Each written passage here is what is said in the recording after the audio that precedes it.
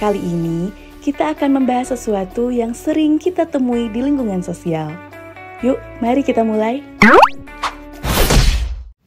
Teman adalah anugerah terindah dalam hidup kita. Mereka memberi kita semangat, inspirasi, dan keceriaan.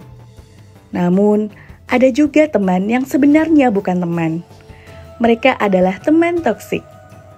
Kita semua sudah sering mendengarnya, bukan? Ya, teman toksik yaitu teman yang membuat kita merasa tertekan, tidak bahagia, atau tidak dihargai. Teman toksik bisa merusak kesehatan jiwa dan raga kita. Mereka bisa membuat kita stres, depresi, atau sakit. Selain itu, mereka juga bisa mengacaukan hubungan kita dengan orang lain, seperti keluarga, pasangan, atau teman sejati. Lalu, bagaimana cara mengenali teman toksik? Menurut ajaran Buddha, ada 4 tanda yang bisa kita lihat.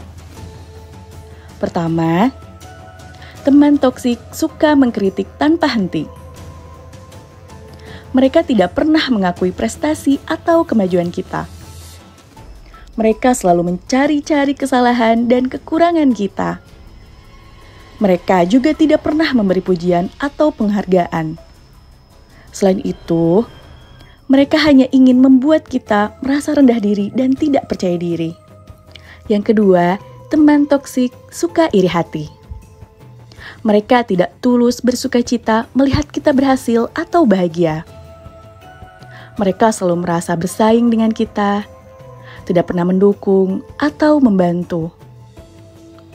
Mereka hanya ingin menggagalkan atau menghancurkan impian dan harapan kita. Yang ketiga, teman toksik suka memanfaatkan kita. Mereka tidak peduli dengan kebutuhan atau perasaan yang sedang kita rasakan. Mereka hanya peduli dengan kepentingan mereka sendiri. Selain itu, mereka juga selalu meminta bantuan atau uang dari kita, tapi tidak pernah memberi balasan atau terima kasih. Mereka hanya ingin mengeksploitasi atau menipu kita. Kemudian, yang keempat, teman toksik suka berbohong kepada kita.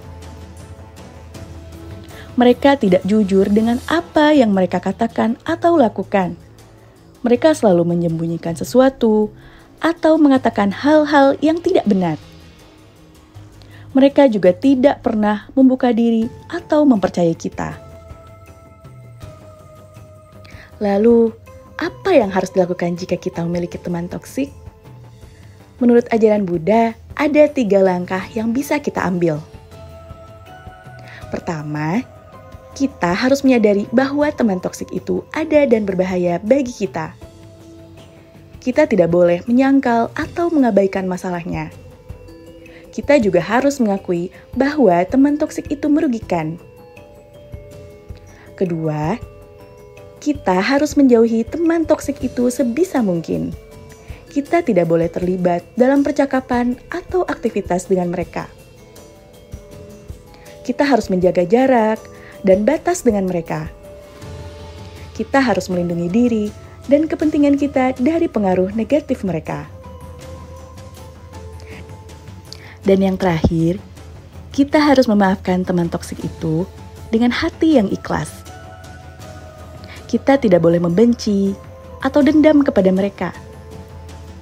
Kita harus menyadari bahwa teman toksik itu juga manusia yang memiliki kelemahan dan kesalahan. Kita harus mengingat bahwa teman toksik itu juga menderita karena ketidaksempurnaan mereka. Dengan menyadari, menjauhi, dan memaafkan teman toksik, kita bisa menjaga kesejahteraan dan kebahagiaan kita sendiri. Kita juga bisa mencari dan menjalin hubungan dengan teman-teman yang sehat. Teman-teman sehat, yaitu teman-teman yang membuat kita merasa nyaman, termotivasi, dan dihargai. Sekian untuk video kali ini. Semoga kita semua bisa terhindar dari teman-teman toksik tersebut ya. Sampai jumpa di video selanjutnya. Bye-bye.